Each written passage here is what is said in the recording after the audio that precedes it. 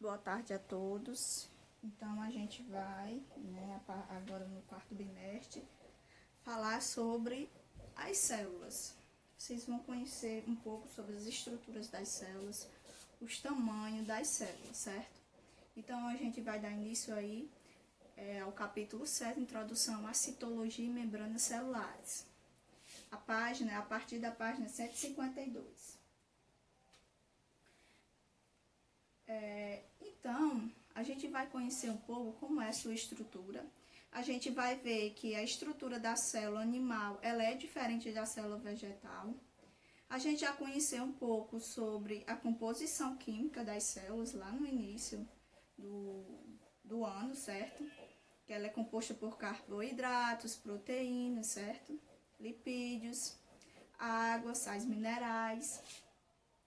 E essas células, através das células que acontece algumas reações químicas, onde acontece, por exemplo, a absorção de nutrientes, e também vai acontecer como a fotossíntese, a respiração celular e a fermentação. Então, tudo isso aí são processos que acontecem dentro das células, seja as células vegetais ou as células animais, certo? Então, temos aí o tamanho, a forma e função das células. Então, as células, nosso corpo possui diversas células.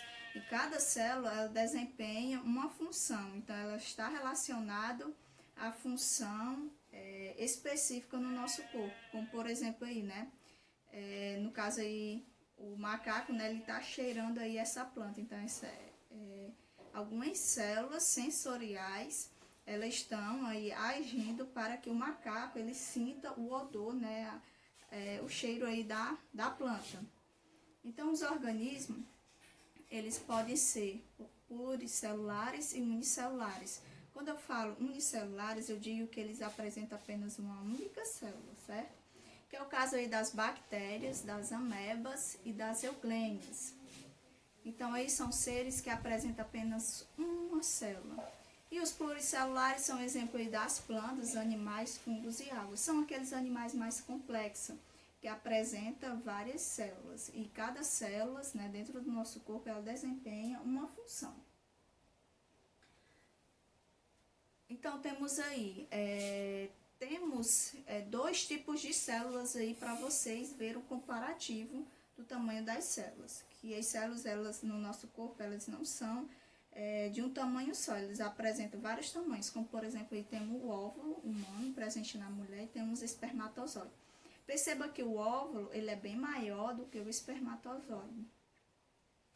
Aí temos os organismos unicelulares que pode ver a olho nu, que são Nortiluca, certo? Que é um organismo unicelulares encontrados nos mares, certo? Então ela é uma microalga, no caso. E temos também essa outra alga, a Cetobalaria, que também é uma alga unicelular. Ela apresenta apenas uma única célula. Então, esses filetezinhos aqui que vocês estão vendo, cada um é uma célula, ou seja, é um organismo. A gente pode ver a olho nu. Isso está significando que esse tipo de animal, esse tipo de planta, no caso, eles apresentam células grandes, já o espermatozoide apresenta as células pequenas. O que eu estou querendo mostrar aqui para vocês? Que, por exemplo, no corpo humano, existe células de vários tamanhos. E assim como na natureza existem animais que é composto por uma única célula, mas que essas células apresentam grande tamanho. Aí se a gente for pegar lá a bactéria a gente só consegue visualizar no microscópio, a olho nu a gente não consegue visualizar a bactéria. Aí aqui foi o primeiro microscópio, certo, desenvolvido, foi por Robert Hooke, no século XVII, e ele fez a visualização da cortiça, no caso aí, certo? Essa cortiça é quando a gente pega uma planta e observa as estruturas dela, pega um caule da planta e observa as estruturas, como é que ela é composta, certo? Tá aí, ó, ele observou aí a célula da bananeira. Cada pontozinho branco desse, gente, é uma célula. Para vocês verem como a célula da bananeira dá pra gente distinguir ela, né? Visualizar a olho nu.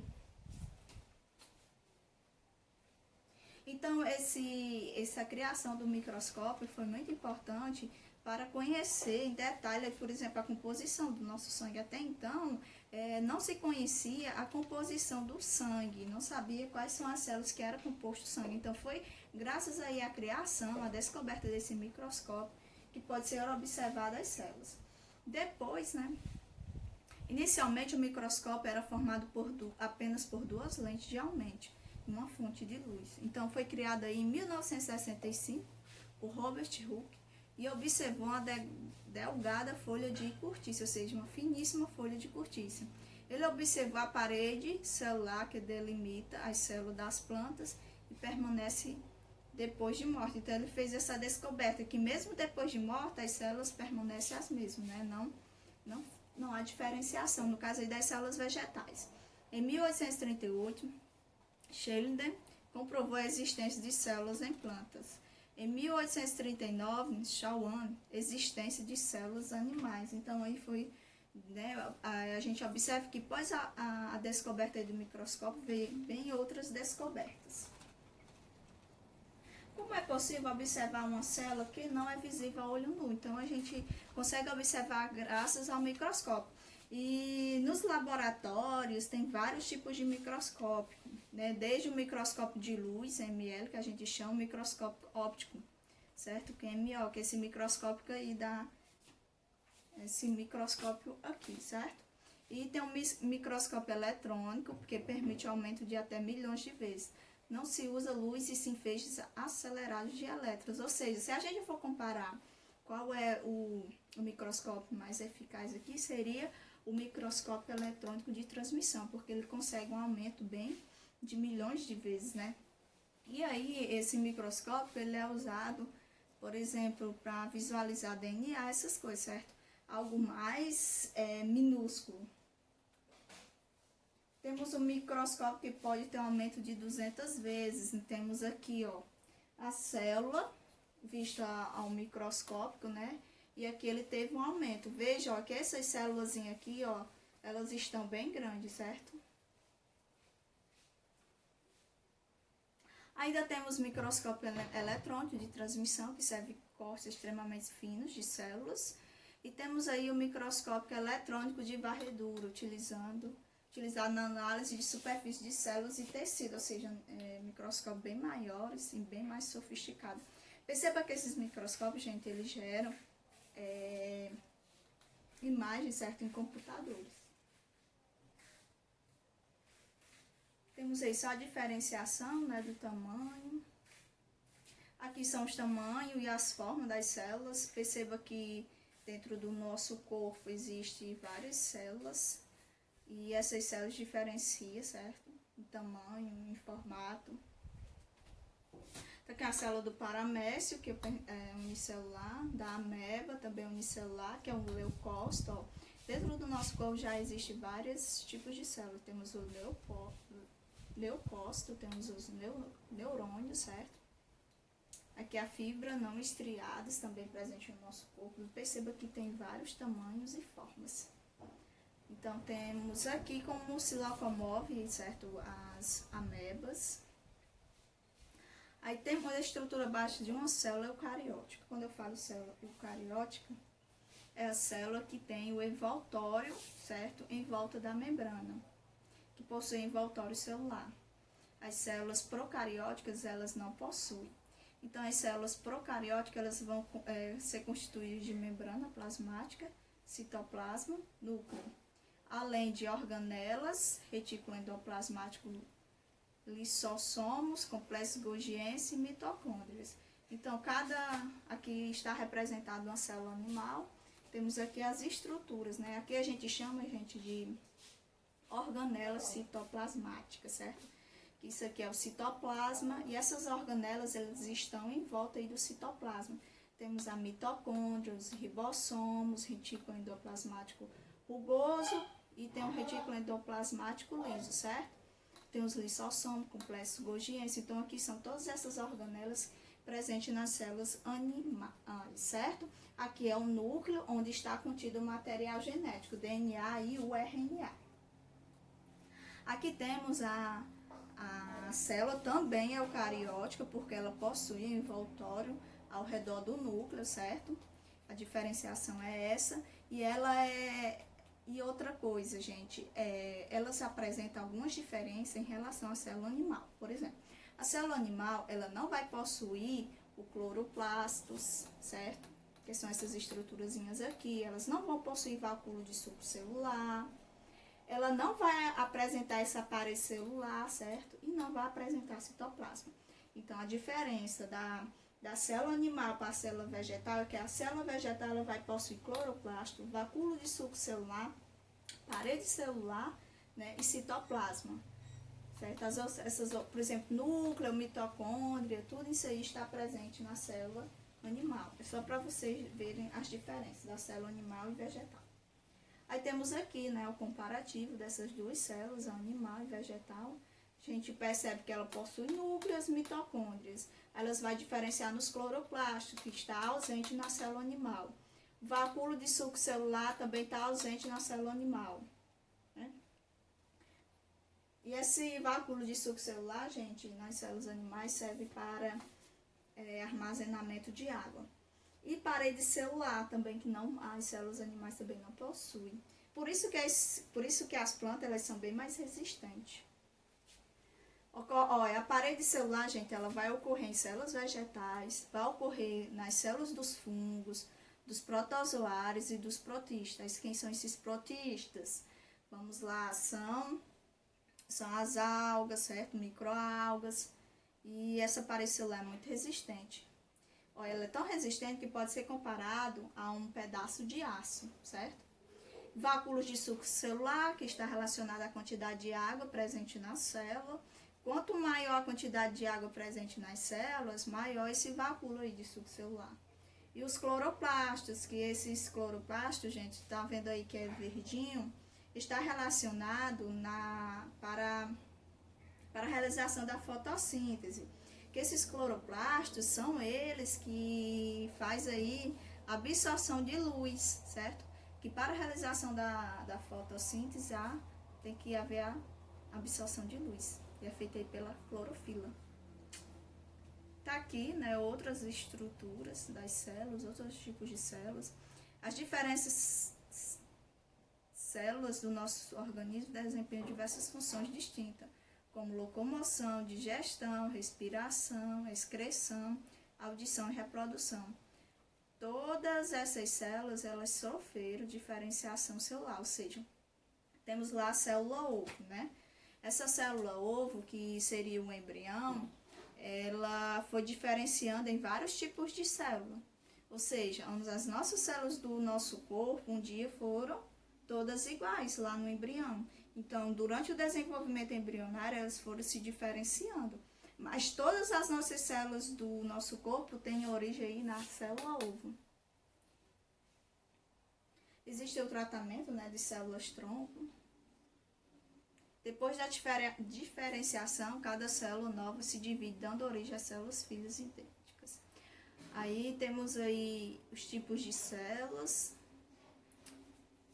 Envoltório das células. Para a realização das trocas de substância entre o meio extracelular, ou seja, fora da célula e dentro da célula, depende das propriedades da membrana plasmática. Eu vou mostrar para vocês aqui que existe a membrana plasmática dentro das células. E as trocas de materiais de substância, ela vai depender de quem está presente nessa membrana plasmática, certo? Porque quem está presente é quem vai controlar a saída e a entrada de substâncias. Então, apresenta o parede celular, plantas, né, certos protistas, fungos e a maioria dos protozoários. Peptidoglicanos, ele é formado por associação entre carboidrato, proteínas presente nos procariontes, ou seja, nas células de bactérias, certo? Nas células de microalgas, certo? Nas células de protistas. Alguns protistas, a parede celular é composta por celulose, sílica e a parede dela é impermeável, não deixa entrar água, no caso das microalgas. Os fungos, a parede celular é formada por quitina, que é o carboidrato de reserva dele, certo? Nas plantas, o carboidrato de reserva, né, seria a celulose, né, transformada em glicose posteriormente. A parede celular das plantas, elas possuem celulose, que é um polissacarídeo. Essa parede celular dela é permeável, tanto para a água como para outros solutos, né, como por exemplo água e sal, água e açúcar. A lignina, ela vai determinar resistência física, mas impermeabiliza a célula. São usados para fibras têxteis, como nil e junta. Ou seja, essas impermeabiliza a célula, deixa passar a água para o interior das células. Suberificação, as paredes celulares próximas à periferia contém suberina, que é um pouco permeável e impede as trocas gasosas, levando a célula morta. Quando a gente corta, né, o tronco da árvore, acaba produzindo tipo um líquido, um mel ali, pode causar impermeabilidade, né, da planta e assim ela morrer. Sub é um conjunto de células mortas, rico em suberino, constituído um isolante térmico das plantas. Cortiça, que a gente vai ver mais à frente, é o sub bastante espesso. Tá aqui, né, a cortiça, rola de cortiça, é um sub bastante espessa. Essa rolha de cortiça é utilizada hoje em dia para o comércio. E a cera vai impedir a perca de água para o meio externo da célula. Essa cera, gente, está presente na carnaúba. A cutina forma uma cutícula que protege plantas contra a evaporação, por exemplo, plantas xerófitas, que são aqui as plantas da nossa região, caatinga. Gelificação, aspecto de mucilagem, também presente nas plantas. Temos aqui a membrana plasmática, que ela é formada por lipídios, que são fosfolipídios mais proteínas. E, então, ela forma a bicamada lipídica, certo?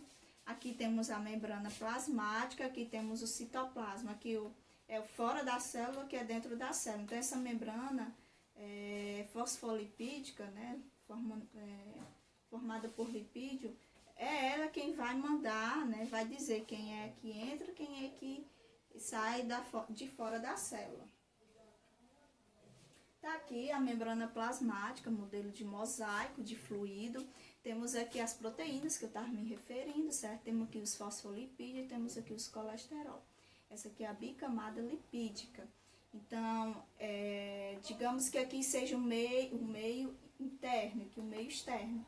Então, a passagem de substância, ela vai passar por essa camada lipídica aqui. Porém, só vai passar quem determinar. Por exemplo, esses canais aqui de proteína é quem vai dizer. Essa substância aqui vai passar, essa outra substância não vai passar. Porque existem canais, né, específicos para cada substância. Por exemplo, o sódio. Existe aí a bomba de sódio que vai permitir a entrada e a saída de sódio. Então, não é qualquer substância que vai entrar e sair da célula, não.